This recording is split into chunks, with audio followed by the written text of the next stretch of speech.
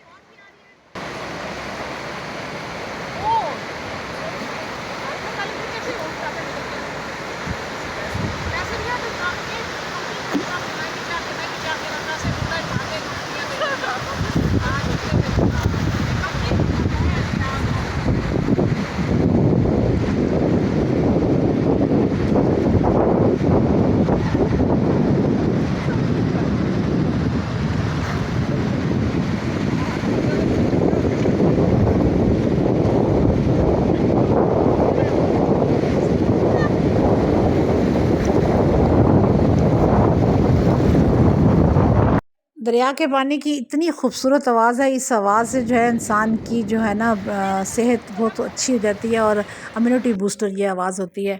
और blood pressure जिनको है उनको ये ना ब्लड प्रेशर कम हो जाता है। और ये दरियाए कन्हार जो है ज़िला मुज़फ़्फ़राबाद में राड़ा के मुकाम पर जो है दरियाए जेहलम और दरियाए नीलम के अंदर आके मिलता है और फिर ये पाकिस्तान की तरफ मूव करता है।